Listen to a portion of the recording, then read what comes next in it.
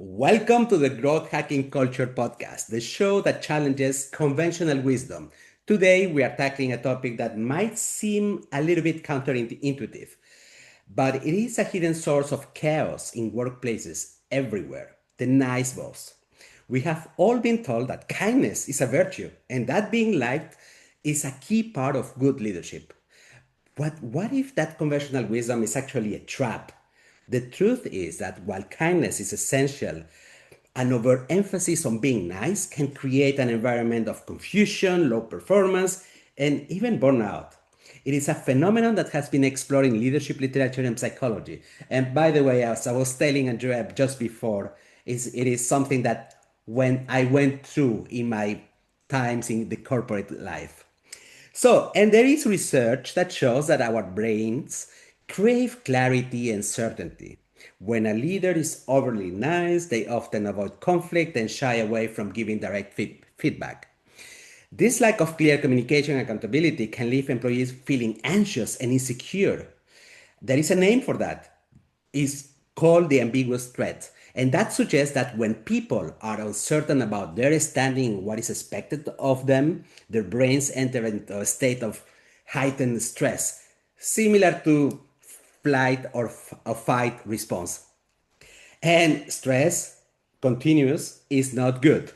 Today, I am thrilled to welcome leadership expert Andrea Wanerstrand to help us navigate this crucial topic. We are going to be discussing about why being too nice can backfire, the neurological effects it has on your team, and most importantly, how to break free from the kindness trap to become a truly effective and compassionate leader. So let's get started. Andrea, thank you very much for making it. Oh, I'm excited for this discussion today. You and I have so many synergies.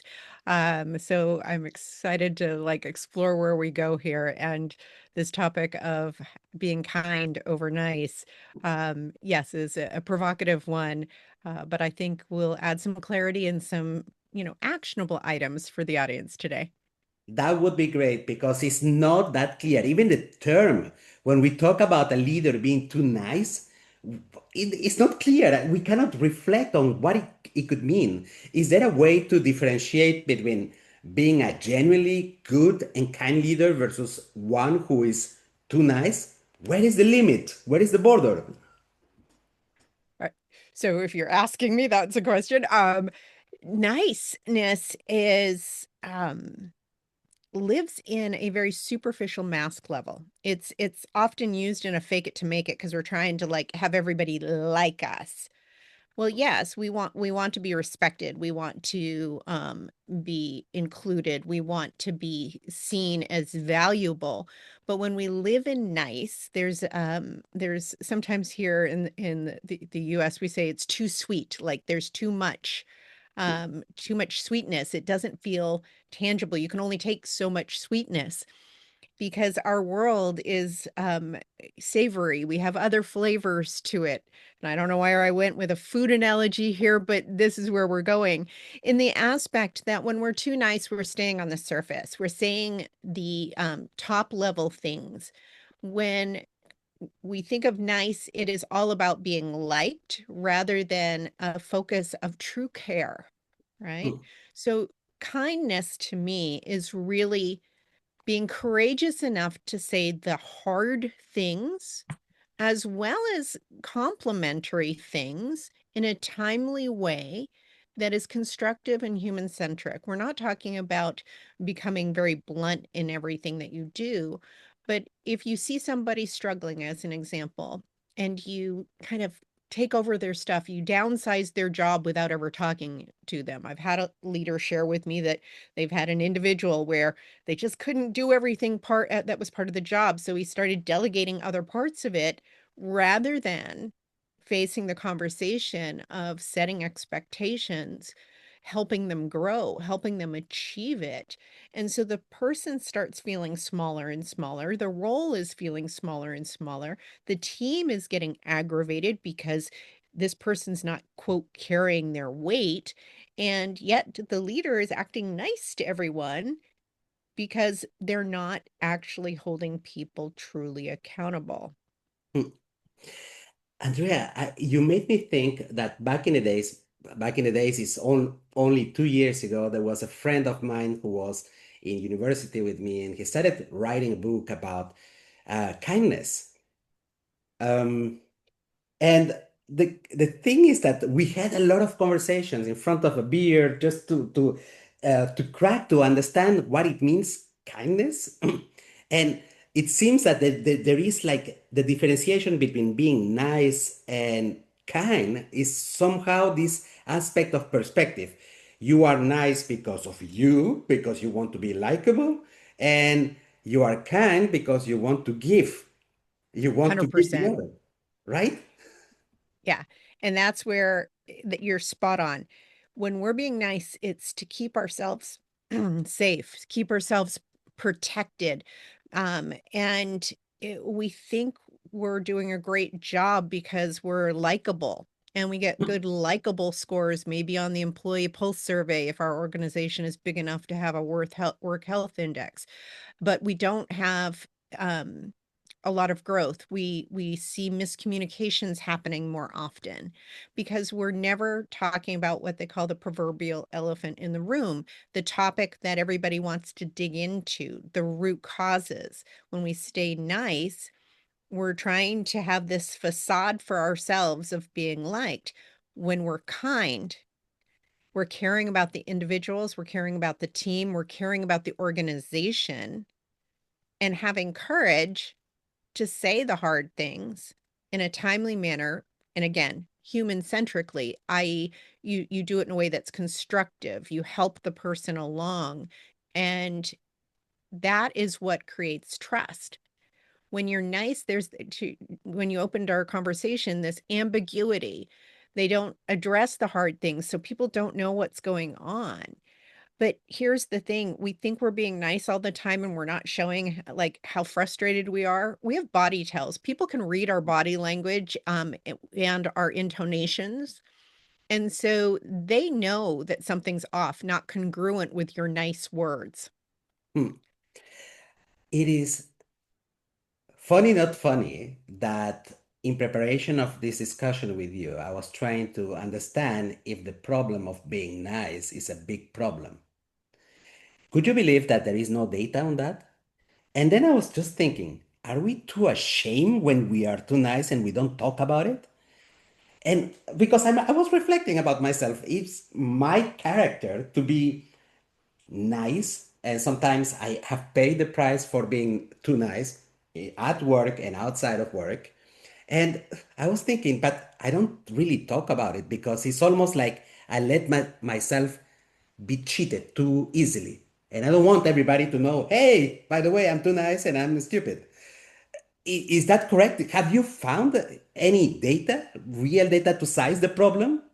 No, I haven't seen data on it. We've seen data on lack of delegation because you don't want to put more on other people's shoulders. We've seen data on, attrition because people don't trust their boss. But if you dig in, and the leaders that I coach, when more of them than not have some kind of nice issue. It might not be like Mr. Nice person all the time.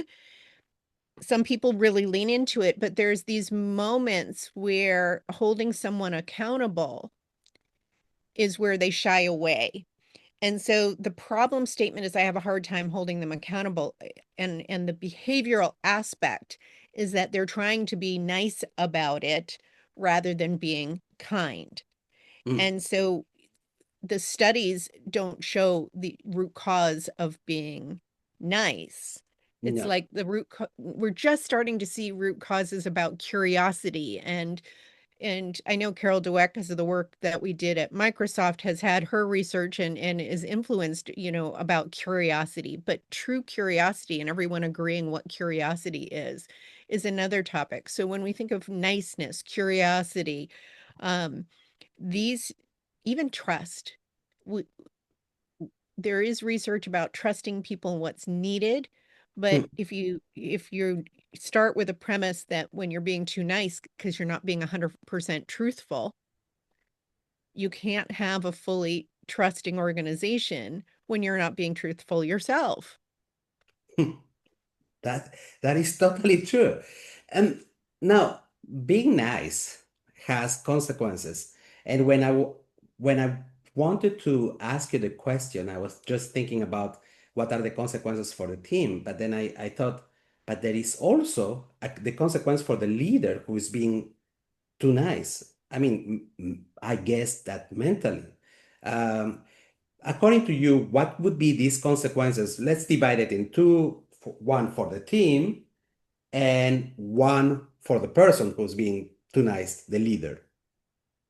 Yeah. So for the leader themselves, they are having a missed opportunity for them to achieve business performance. Let's, you know, if you're not able to give the right feedback, you're not optimizing and having your team perform at the right level. Hmm. So it comes down to your own job performance first and foremost. At some point, we'll suffer for it. And it might suffer in little ways over time, but you might be the person who, makes it just so far on niceness. And as our good old friend Marshall Goldsmith likes to say, what got you here is not going to get you there. Um, I don't know many C-suite level leaders that only perform in the nice zone, if you will. Right? They've got to make the hard conversations. They've got to make the hard decisions. And some might say they take it to the other extreme of niceness. But we're not really going there right this moment. So it's their own performance, their own career that they're actually having a detriment to. They're not creating trust for people around them because if they're doing it with their team, they're also doing it with their peers. They're doing it with others, right? So their whole persona. And at some point, when the proverbial shit hits the fan, you have to be able to be truthful. You have to have ownership. You have to have your own accountability. And that takes authenticity. So, and when you're nice, you're not living in authenticity. And I don't mean authenticity in sharing everything, but this aspect of ownership and reliability and capability, it's a detriment to them. So, for the other part for the team, well, if you've got a leader that's not being 100% truthful with you, it's really hard to navigate. It's hard to know when you've really done something well versus where you could up your own game. They might, not give you the clarity that you need in order to, have your performance at the highest. And you're in constant stress because if you can't trust what they're saying, how do you know everything's going to be okay in a very un-okay world? You have been working, and this is the moment where I try that it doesn't sound like a gossip, but you hear very often that certain companies, one of them you have been working for a certain number of years, Microsoft has a strong leadership development program. Hmm. Um, and now that you have moved to the other side, helping other companies that are not Microsoft, that don't have awesome leadership programs. Do you see any difference in the approach? Is it true that the leadership program of Microsoft is uh, quite good, or is just like there is a good publicity about it? And secondly, is there a way that this is the approach is spread in other for other companies? Absolutely. So, to your question, yes, I've had the privilege of working at companies like Microsoft, T-Mobile. It was called Facebook when I first started, then it was Meta, Yeah. Hitachi. I've LinkedIn. They all have wonderful leadership development programs. The fact that they're actually investing in leadership development to begin with and prioritize that for a leader and the aspect of how you show up, because I believe cultures are built in the how, and the leadership of an organization sets the tone. So yes, all of those companies have, world-class leadership development programs. Where I see an opportunity for all of them and for all of us is don't wait until they're at a certain level. You start at the early in career. All of us are leaders. Amazon does this really well in their leadership principles and their cultural principles that it's applied to everyone. Hmm. There's aspects of opportunity in Amazon, don't get me wrong. That said, this idea that everyone's a leader, it's just the magnitude and scope of influence that your leadership has and your accountability in the organization. And so, where we all have an opportunity is to start with leadership and helping people develop leadership attributes and behaviors right at the beginning of their career. Hmm. Yeah, I would say even in our schooling, we actually see it more in schooling. And then you go to an organization in your early in career and you're being task managed the whole time rather than given some autonomy to learn from and grow and have some early failures. So, yes, they all have great leadership development programs. The Hmm. opportunity is in making it every employee to have an accountability of leadership for their scope of their role and to do so in a way that creates authenticity, autonomy, and accountability in the organization. Thus, the name of my company, A3 Culture Lab. My question goes now, I'm taking it from these awesome companies with whom you have been working directly into the way we teach how to manage behaviors or repetitive things that we do in life, like for instance, being too nice. That is almost like you don't need to have like a 1 day workshop to with 60, 100 slides to change. You just need to have a methodology, a mental process in order to be aware that you're doing it and amend it, drive the drive your autopilot in your brain rapidly. So, how can you? Is there a specific way that we can avoid training? Because, and it is more about help into having a mental process to be aware about what is going on when we are too nice and changing that behavior. Is there a specific way that you are using? Well, I'm using, and I've used it in organizations, and I see many companies today using it, and it's coaching. They've democratized coaching.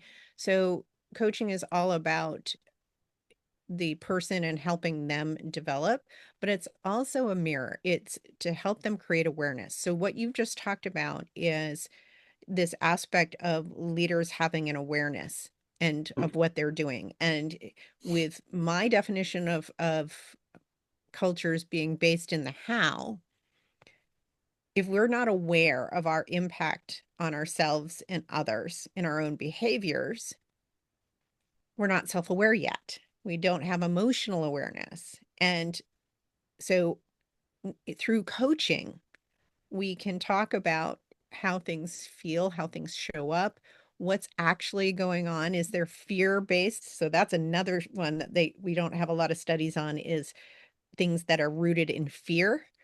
We'll say, there's other topics all around it, but you can't like go out and sell leadership development and say, don't have a fear-based culture. It's more like have them not micromanage, have them, create autonomy. Fair enough. But we are emotional beings, Ivan. Our central nervous system does not differentiate between the work you and the personal you. It only knows you. It never got a memo saying there's no, that this is work time. And being able to show up in a consistent way and learning our own fears is often done in very safe conversations with a coach in a one-to-one place. I've seen more acceleration in that than I have in a 6-week meet, for 90 minutes every Friday on Zoom and have, practice rounds. They're great, don't get me wrong. They instill a concept, but what often really lands it is somebody holding that individual accountable or a system. I've seen digital coaching that's working well too with AI, but that accountability of how am I really showing up? How am I actually making other people feel? Do I have an intention when I walk in Hmm, to a meeting as to how I want people to feel when I leave that meeting? These are all things that we can change our behavior in a pretty quick time window, hmm, and having an accountability partner. So, long answer to your question, the best hmm, training programs I've ever seen incorporate an aspect of true coaching. hmm. I love that in your answer, it wasn't long. It felt long for you, but for me, it was perfect. I love the fact that in your answer, you incorporated the fact that, well, the positive uh, future that could be that AI can help people too. We Mhm. are not disregarding the human being because the human being would have perspectives that maybe a bot will not have, maybe or not yet.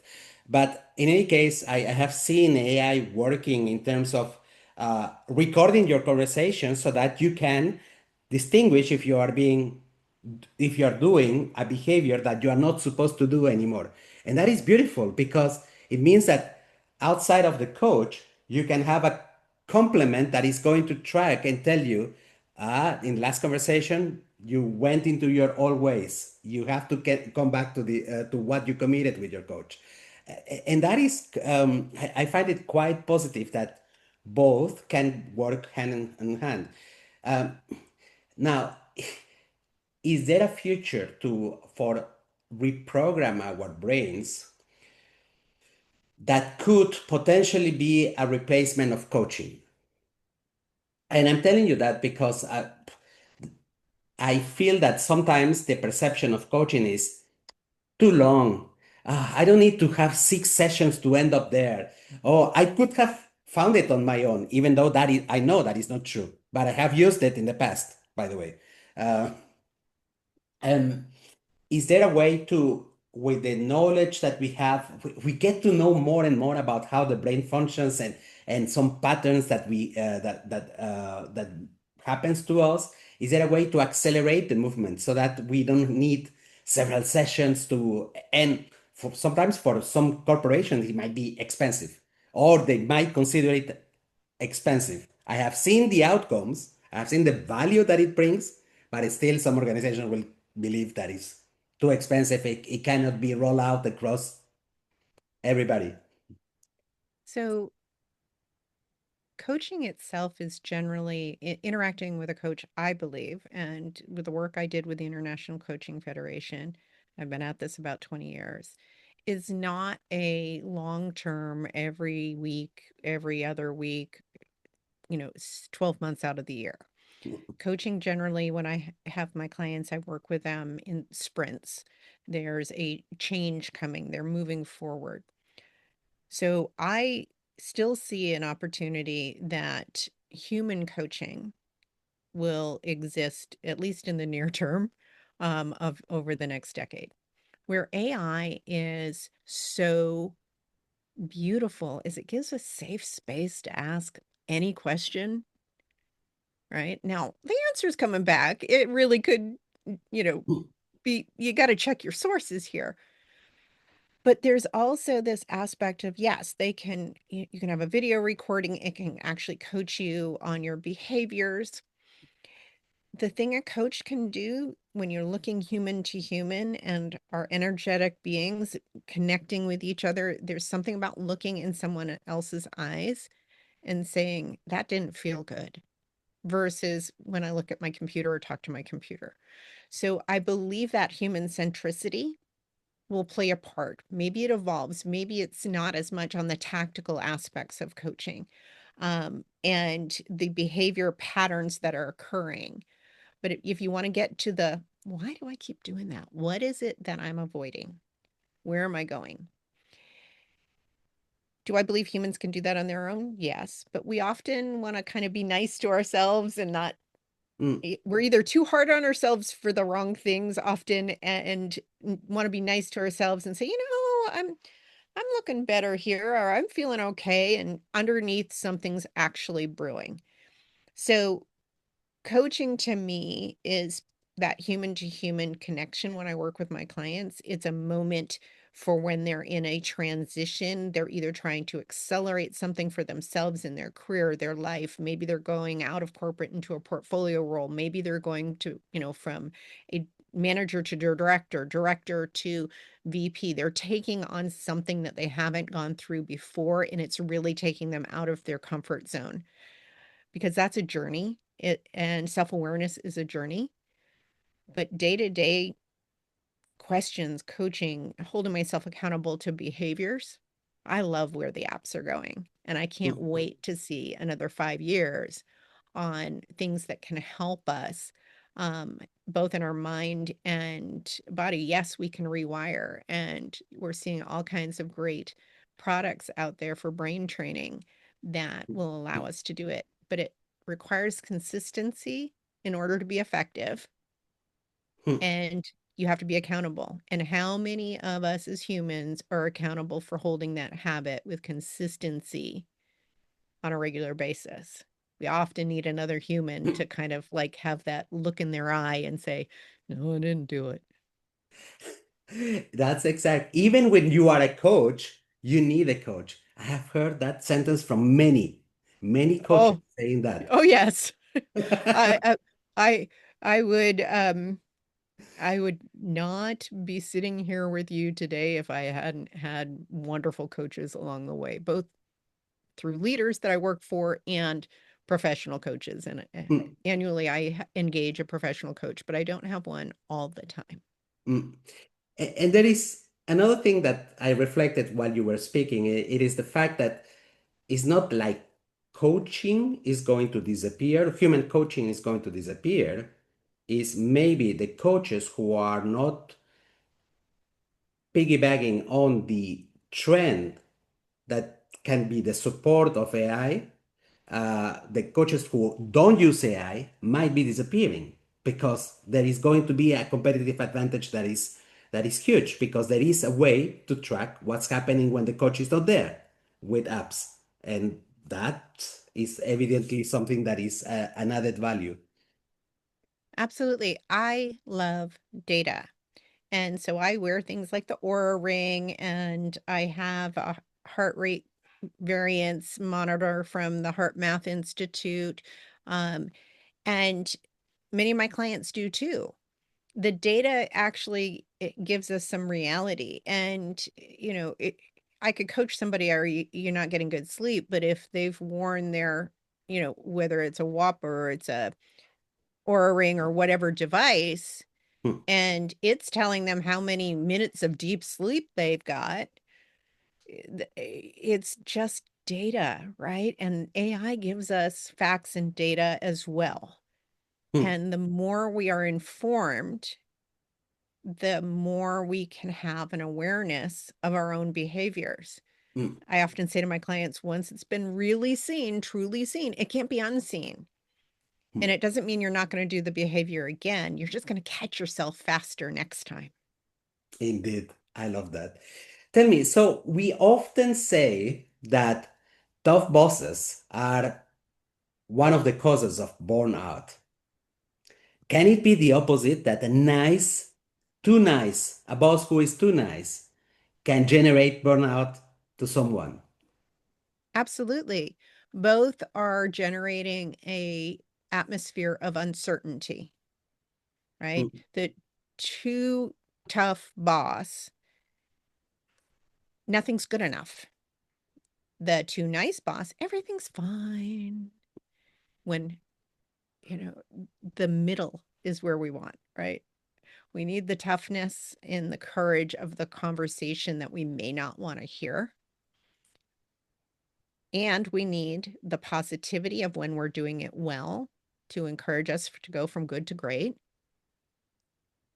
And you can't do that when you live in truly niceness. And you can't do it when you're being tough. I got to give, like, just if I'm not tough on them, they're not going to perform. You can't be in those two extremes if you want consistent performance. And we are working in a marathon. We're not working in a short run. And mm, so burnout will happen. on either of those extremes because our stress systems as humans stay in fight or flight, which is the opposite neurological zone from where creativity, productivity, responsiveness in today's marketplace, we need our employees to be thinking on their feet to really like, oh, this is shifting. What do we need to do here? And if they're stuck in fear, they're the proverbial deer in the headlight. They stop in the road. And you and I talked. I live on an island. We got lots of deer, so I see this habit all the time in real nature in the wild. But you can see it in corporate world as well, in our work world, when people just freeze. Hmm. And that is done by a too tough boss or a too nice boss, and that creates stress, which can lead to burnout. And I have a tough time because still there is a good proportion of people that think that burnout is something that comes because you are overworking. Uh, I can vouch that that is not true. When you are an entrepreneur, you sometimes you work even more hours than when you used to have back in the days of as an employee. Uh, and the understanding of burnout is not completely clear for a lot of people. And I would like, just because this is something dear for me, is that whenever you're living a situation of overstress, of continuous overstress, which is which generates, in fact, the fact that you are not living the life that you were thinking about you when either your values or the dreams that you had about yourself are not matching with the reality. This is when you have this burnout, which reflects on freezing, not being able to perform things that you were doing like a couple of months before. You were doing it in 3 seconds. It will take you hours and you're going to be frozen in front of the computer. So it is not about being depressed. It is something else that if you don't go through, it's very difficult to imagine. But key takeaway is on this parenthesis is that burnout is not overworking, is working the quantity of hours that you need to in order to that you feel okay with and doing something that you enjoy, which is sometimes what is missing in some corporations. Absolutely, absolutely. And I hospitalized myself from burnout in 2017. Hmm. And it's overthinking more than overworking. And yes, you often overwork because I can't stop. I can't pause. I need to go. All these limiting beliefs that are ruminating in our head that keep us in fight or flight, yet we're trying to push through. We're trying to push through. And Ivan, on paper, everything for me looked successful. I took vacations in Hawaii every year. I had this corporate job at a, well-known global company. I traveled to many countries. I lived in a beautiful neighborhood. I could drive the right car, whatever that could be. It all looked well, but it didn't feel well. And Hmm. that's because of my own mindset. I was not taking care of my mindset of how I showed up every day. Burnout actually happens in quote, work life balance doesn't occur because it's Sunday afternoon and you're thinking and thinking and thinking about what's happening tomorrow. Your boss didn't tell you to think on Sunday afternoon when you're, trying to have a picnic with your family, but you're overthinking and worrying about things. And I often say what worries you masters you. So our mindset is what leads us to burnout. Hmm. And yes, circumstances of expectations that are unrealistic, work environments that have toxicity to it certainly compounds it. And being out of alignment with our values. Do I have, do I, does this place that I'm working at and working for have an alignment with my values? If you can't say yes to all of that, you're just putting in the magic recipe pot of burnout to happen for you. Hmm. I hear you, and there is now I'm just changing my next question just because very often I'm more directed to say when you have a problem, you need to identify the behavior that you want to change, and the behavior that you the new behavior that you want to have. But I forgot this famous mindset, because the thing is that for a lot of people it means different things, and it looks unclear what a mindset it is. It is this prospection for the future, or this vision of what is surrounding, and the effects, the emotional effects that might have in you. But that's my own definition. That's not the definition of somebody else, and maybe it's not even your definition. So how can we find a way, like if a leader today wants to change certain behaviors, like being too nice, or being an ass, in these two ways, changing the mindset, his mindset, and changing the behaviors, the actions that he's going to actually do? Is there an approach? I don't think that there is a recipe, but at least a direction, a framework that they can use to start the change. Absolutely. Where we dig in is, what's the belief I have that I need to do it this way? Right? That's the key to opening up the mindset, and what's the driving behavior that forces us to keep doing something that we say we're going to change. So what is the what's really at the heart of this? What is it that I am afraid of, desiring? What is my belief around this? And many of us believe we're not enough, or we have to be perfect.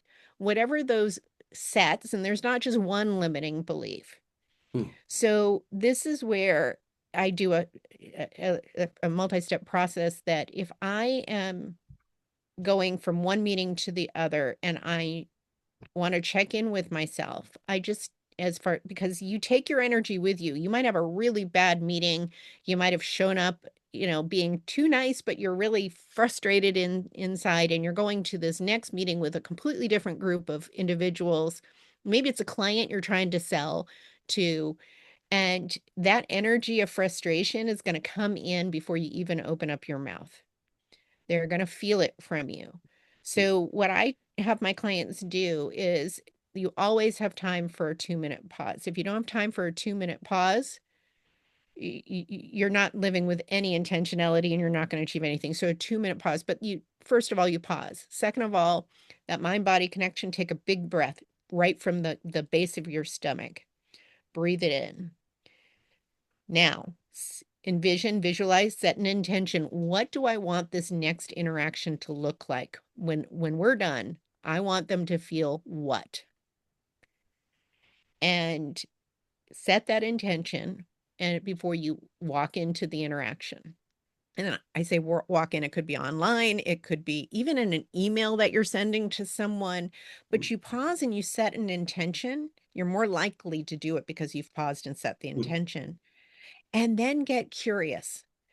Get curious in your interactions. What's the energy of your body? Do you have a tightness in your shoulders? Do you have a shortness in your breath? Is your tone going higher?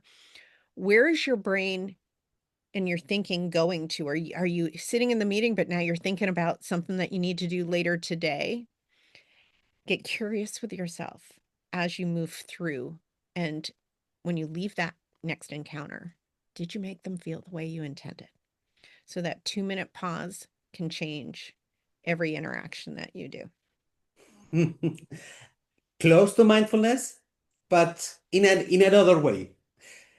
I have the impression that this story with mindset is, or setting time to rework, to reprogram your mindset, is almost like having a map where certain parts have been scratched, you don't see, and suddenly with the discussion, with the right questions, you can see more of options and decide where you are now and where you want to be. But that comes on, it's very difficult to do it alone, by the way, that part. I try, maybe I fail hundreds of times. But and the action, the behavior that you change is when you already know where you are and where you want to be, and then you start doing the little changes that you need, like controlling, being mindful that you are doing it, like what is the trigger that will make me do certain things. And yeah, I get it, that is, mindset and behavior should work together, and very often you need help, external help, because it's difficult to do it alone. Yes. And you're doing it for a reason, whatever that behavior is. And it might be continuing and reinforcing a good behavior. There's some emotion behind it. Our memories and our emotions are all based in the past on things that have happened in the past, not things that have happened yet. Hmm, And that's where our fears also can be. And hmm, we often talk about, oh, I need to change a bad behavior. Maybe you need to level up a good behavior and do it more consistently. But those emotions, they're going to get out whether you want them to or not. And it's going to come out in a behavior. hmm, And people say, when they're frustrated, they're going to see it. But have you ever had a good belly laugh? A really hard laugh that you just can't stop laughing? It's a physical response. hmm, So the first thing I ask my clients before they can like determine how they're going to make others feel, how do you feel? How are you emotionally managing and having an emotional awareness of the energy that you have? How do you sustain your energy and regroup your energy on a daily basis? hmm, Those are all driven by habits that we have, Ivan. hmm, But if you want to start just even for yourself and reflecting, how do I feel in every different situations? Is there an email that comes in from a certain organization, certain person, and I just look at it and I dread it and I like put it over there and I'm not going to look at it? Whereas there's another email that comes in from somebody else and I get excited and I want to open it up. Those reactions are all our energy and it's our thought process and our emotions. And if only 10%, I think it's like 10% of our thoughts actually are in our brain at the time, and the rest 90% is in our subconscious, hmm, that's a lot of thinking. And we're going to think the same thing tomorrow unless we rewire it today. And hmm, so intentionality is the key for any of us. And the only person who can set the intention and actually follow through with the intention is you. You can have accountability partners, and I highly, highly recommend you do that. Find someone safe that you're like, you can talk about and reflect. Marshall Goldsmith used to write down like a list of goals, and he talked to a coach every day just to go through his list. And it was, today I did my best too, and you fill in the blank. You can do that for yourself. And you don't have to do it every day, but if it's 5 days out of 7, you're making progress. Maybe week it's 3 out of 7, not so good progress. hmm. Uh, Favorite book of mine's The Four Agreements. And the fourth agreement is do your best. It's not be the best. It's not about being perfect. It's do the best with where you are today and where you are tomorrow, because it's going to be different. Wonderful. And by the way, somebody mentioned to me that's a gossip moment because I love gossiping. That the prices of the coaches that work with Goldsmith are incredibly high. Somebody told me in one of these talks, speaking events that I attended. It doesn't have that you need to have a accountability partner that is one of them. You don't need No, that. You no. but you have to make sure that the person who is going to be in front of you is capable of giving you the right feedback and is helping you also to open a little bit this famous map that we were discussing before that, because today, as you mentioned, only 10% of our brain is taking decisions, being rational, and 90% is emotions that in fact are going to blur or change our perspective of the full world. It's incredible, Andrea. We have gone from this discussing about the impact of being too nice. We have been discussing about how mindset and change of behaviors can impact teams, the person who is doing it. We have been discussing about burnout.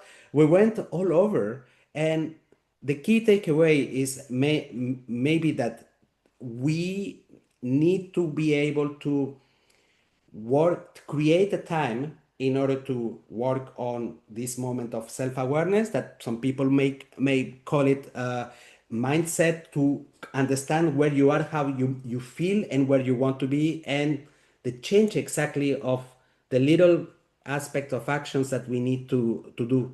But without our accountability, that will never happen, Andrea. Thank you very much for this wonderful conversation. Thank you, Ivan. And to be really clear, a coach is sometimes needed in a moment, but there's great cohorts out there. There's great apps for your own accountability, even finding somebody that you do walks with on a regular basis and say, hey, I have 5 goals. I don't want to share all of them. But I just want to tell somebody else out there that I've achieved, like, stayed on track for goal number 3. And next week I might tell you I'm not on track. And all I want you to do is ask me, how are you going to get back on track? They don't have to know the details. In fact, coaches often don't know all the details. We're just helping you move forward. And this is something that you can do for yourself and you can do very affordably, in many different options. Absolutely. Andrea, how can people reach out to you and just to contact you, ask you questions, get in touch just to see what it is how you can help them? Absolutely. I'm on LinkedIn. That's Andrea Wanerstrand, and I'm going to spell that last name of mine. It's a Swedish name. It's Wanerstrand. And at a3culturelab.com is my company website, where I do speaking, I do some one-to-one coaching, and in the near future, I have a program that will be coming out called Mindset Maven, and it will be about cohorts for helping people hold each other accountable for their mindset. That's quite cool. Andrea, you have to send me an email when you have your program. I want to see how you did it. That would be wonderful. You got it, Ivan. That's a promise. Thank you very much for your time. I'm going to be putting all the links on about her website and LinkedIn profile below this episode. Thank you, Andrea. Thank you, Ivan. Have a great rest of your day, and thank you to everyone who's listening.